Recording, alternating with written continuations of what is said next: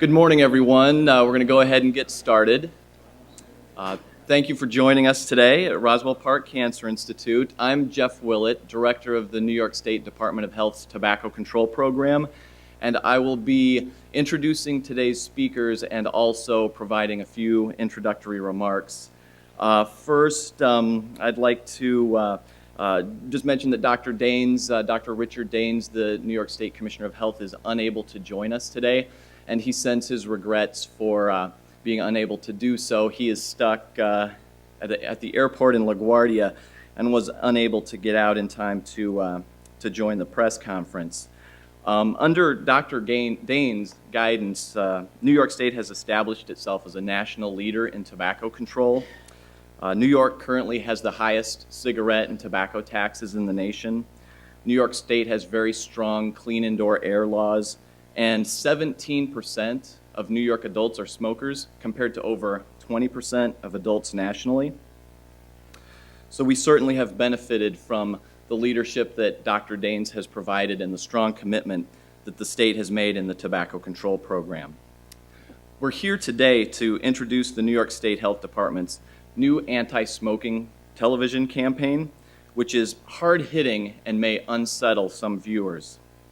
I'll show you our two ads in a moment, but first, some information about them. The ads will begin airing statewide on Tuesday, August 3rd, and they'll run for 2 months. The ad campaign is aimed at encouraging smokers to make quit attempts and to call the New York State Smokers Quitline at 1-866-NY-QUITS, or to visit the Quitline at its website, www.nysmokefree.com. The Quitline offers New Yorkers who smoke access to free expert advice on how to quit smoking, as well as free nicotine patches, gum, or lozenges. Since the launch of the Quitline 10 years ago, the free service it has provided has received approximately 1.3 million calls. And this ad campaign is going to add 1,000 more callers to that total. This campaign is being funded by approximately $1.8 million through the American Recovery and Reinvestment Act. In addition to running TV ads in August and September of this year, this money will allow the State Health Department to run similar ads during August and September of 2011 as well. Typically, these are low call volume months for the Quitline, and we expect the ad campaign will increase call volume quite a bit. The airing of these ads will generate calls to the Quitline, and when smokers call the Quitline, they will get help fighting their addiction to tobacco. Okay, let's take a look at the spots. The first ad is titled Separation. Should we just have a look around? Yeah.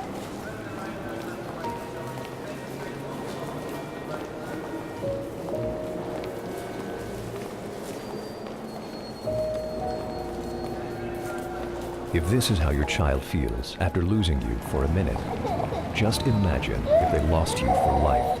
Quit smoking today. For help, talk to your doctor or call 1-866-NY-QUITS.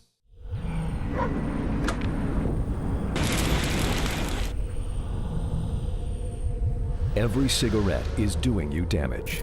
This is part of an aorta, the main artery from the heart. Smoking makes artery walls sticky and collect dangerous fatty deposits. This much was found stuck to the aortal wall of a smoker aged 32. Every cigarette is doing you damage. For help quitting, talk to your doctor or call 1-866-NY-QUITS. And the 311 tag is obviously for the ads that will run in New York City. Did those ads make you uncomfortable? If so, that means that they're working. We're not running these ads for shock value, even though they will make people uncomfortable.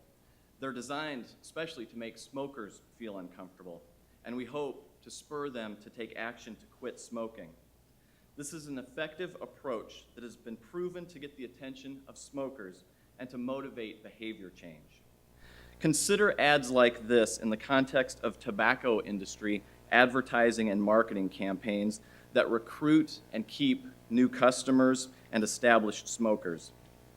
In New York alone, the tobacco industry spends approximately $430 million on advertising each year. Compare that with the $1.8 million to air these smoking cessation ads. $430 million versus $1.8 million. We don't have the tobacco industry's financial resources, so our ads must be focused and high impact. These ads fit the bill. The ads have generated some controversy. There have been concerns, for example, about the little boy crying in the separation ad. Some background on that ad. The spot was recorded in Australia, and the actors playing the mother and son in the ad are also mother and son in real life. The boy was never in any kind of danger or distress during the filming. Social workers were on hand throughout the entire shoot, and the scene where he cries was completed in one take with 5 different cameras set up. He and his mother were only separated for a matter of seconds, but the camera angles, the multiple camera angles used made it look like he was sad for a longer period of time, but also ensured that there was no need for a second take. I understand that no one likes to see a child crying, but the scene grabs your attention and will make smokers think about the message of the ad. It's a powerful way to convey the impact that smoking can have on a family. We're running ads like this because there are 2.6 million smokers in New York State, and about 3/4 of them want to quit. Many of them simply don't know how. Right now, 25,500 people die in New York each year as a result of their smoking, and over 20,000 kids under age 18 in the state become new smokers each year. Smoking is an addiction, not a habit. Most smokers cannot simply wake up one day and say, "I'm going to quit," and do so successfully. They need help. Smoking also is expensive. New York has the highest tobacco state of any state in the nation. Studies suggest that raising the price of tobacco products is the most effective way to motivate adult smokers to quit and to prevent youth from ever starting. While the price of cigarettes keeps rising, the New York State Quitline is free. It costs you nothing to get help, beating an addiction that costs you thousands of dollars per year, and possibly your life. When a smoker uses the Quitline or talks to a physician about the problem, the odds of quitting successfully increase dramatically. These ads will encourage New York smokers to take advantage of the free resources that are available to help them quit. I hope smokers will call the Quitline during this ad campaign to get the help they deserve.